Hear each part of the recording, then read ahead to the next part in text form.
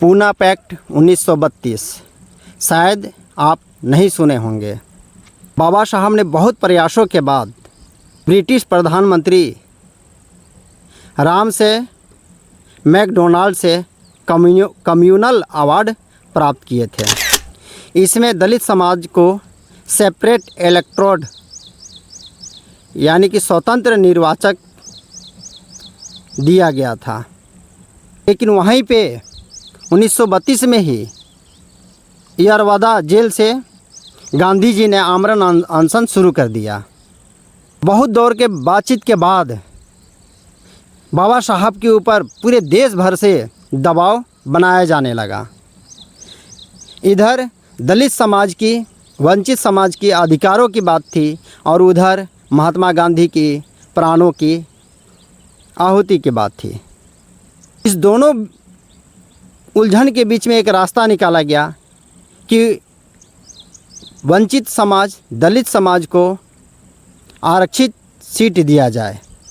हर क्षेत्र में दिया गया, लेकिन क्या यह सीट आज उनको पूरी तरह से दिया गया है और वो स्वतंत्र रूप से अपना सीट से काम कर पा रहे हैं, चाहे वो किसी भी सरकार में हो? नहीं, वो सरकार के जो मुखिया होते हैं, जो पार्टी का अध्यक्ष होता है और मेन कार्यकर्ता होता है, उनके दबाव में होते हैं और अपने समाज का आवाज़ नहीं उठा पाते हैं। यह दर्शाता है कि आरक्षण आज भी इनसे लूटा जा रहा है, छीना जा रहा है। दिया तो जा रहा है, लेकिन उनका दिया जा रहा है जो उनका चमचा हो, उनके आदर्शों और उनके अनुसार चलता हो।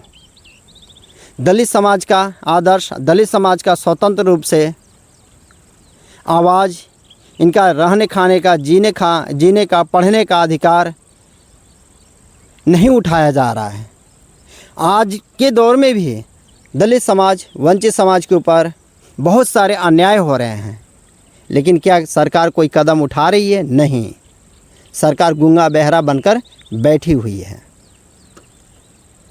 इनको नौकरी में नॉट फाउंड सूटेबल NFS लगा दिया जाता है। इनको नौकरी से बाहर कर दिया जाता है, नंबर काट दिए जाते हैं। क्यों? क्योंकि सारे संस्थाओं पे इनका कब्ज़ा है और सरकार भी यही चाहती है कि दलित समाज, वंचित समाज को अधिकार ना मिले। और जितने भी दलित समाज के सांसद, विधायक बने हुए हैं, सरकार का ही बात सुनते हैं। चुने जाते हैं दलित समाज के द्वारा, लेकिन दलित समाज की बात नहीं सुनते हैं। उदाहरण में बहुत सारे SC कम्युनिटी से, ST कम्युनिटी से पार्लियामेंट में बैठे हुए हैं सांसद, लेकिन आवाज़ कौन उठाता है? कोई नहीं।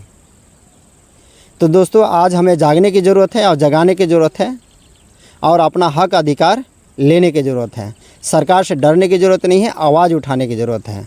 आप जहाँ कहीं भी हैं, आवाज़ उठाएं और एक हों, एक होकर अपना समाज को, अपने देश को मजबूत बनाएं। यह वीडियो अच्छा लगा तो लाइक करें, सब्सक्राइब करें, शेयर करें। जय भीम, जय भारत।